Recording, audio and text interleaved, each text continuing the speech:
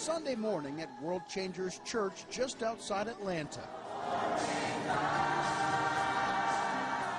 Thousands of worshipers have come to hear the message of senior pastor Creflo Dollar. Among them, a fixture in the front row, four-time heavyweight champion Evander Holyfield, who for 17 years has supported the church with his presence and his pocketbook. It's never been about the money, but been about, my purpose. I'm a Christian, and being a Christian, you tithe. Tithing, the practice of donating 10% of one's income to the church, is commonplace in many faiths. But he was faithful. But Creflo Dollar has made it a central part of his prosperity message. He recalls stressing its importance when longtime friend Holyfield was searching for answers after losing the heavyweight title to Riddick Bowe. We were just going over a checklist, your prayer time and time that you're spending in the Word, what's not working. And it's like the light bulb came on. He thought, wow, I'm doing everything except tithing. Since Holyfield's revelation that day, he's been Creflo Dollar's undisputed tithing champion. How much do you tithe? I tithe 10% because that's what the Bible said. Evander Holyfield. Holyfield estimates that through the years, he's tithed more than $20 million. When he netted $35 million for the infamous ear-biting fight against Mike Tyson, he says 10% went straight to the church. I get $3.5 million. $3.5 million? Yeah. That was a heck of a payday for the church. Well, I didn't look at it like that. How comfortable are you receiving that much money from one guy? As comfortable as I would be receiving $5 from another person whose tithe was $5. Does God want you to be poor? Dollar is one of a number of televangelists who preach the prosperity gospel, which teaches its followers that by tithing, they'll be rewarded not just spiritually, but financially. It's total life prosperity. God wants us to prosper in every arena, or he wants us to be successful so that we can prove to people that there is profit in serving God. He wants you to have a prosperous life. Why? Because he loves you.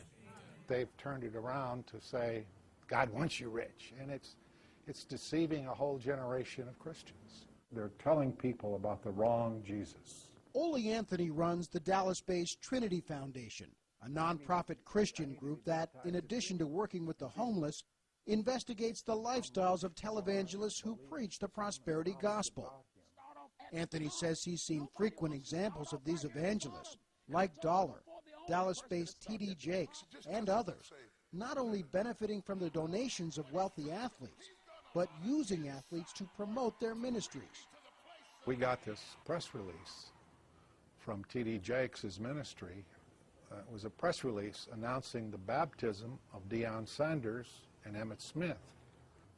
I was just sickened by it. It just typifies what's this whole celebrity selling and sports figures that goes on all over America. You have put your joy in Through a spokesman, Jakes responded that he only put out a press release about the baptism because of the high interest in the Cowboys players on the part of the local media. Jakes doesn't just welcome superstar athletes to his Dallas-based Potter's house, he lives like them.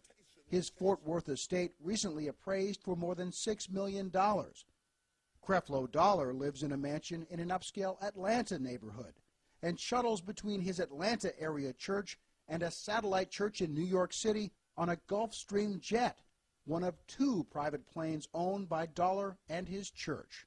In many different faiths, religious leaders take a vow of poverty or lead a very humble existence. So how comfortable are you leading a lifestyle that really doesn't resemble that? Well, I'm very comfortable because just because somebody decided to take a vow of poverty doesn't mean I have to take that vow or agree with it. I believe that no matter what it is, I'll get through it. Missouri-based minister Joyce Meyer also preaches the prosperity gospel. According to a spokesperson, until recently, Meyer lived in this $2 million home that was paid for by her ministry. She's since moved into a home she paid for herself. She also happens to have a star athlete on her board of directors, NFL Man of the Year, Kurt Warner.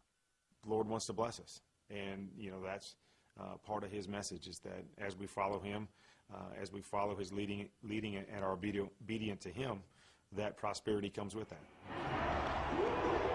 Warner, who ties to the church in Arizona he currently attends, likens Christian ministers like Meyer to CEOs of large corporations and says they should also be entitled to the trappings of success. I would love to hear somebody's take on why they feel somebody that leads a ministry, an international ministry that, brings in a lot of money and gives out a lot of money, why those people are not allowed to be financially blessed like a professional athlete. They might argue that if Joyce Meyer didn't live in a $2 million mansion, maybe they could give more to those charitable causes. Well, but they could argue that about me too. I have those same things. And so, does it mean that, I shouldn't have them as well just because I'm a Christian?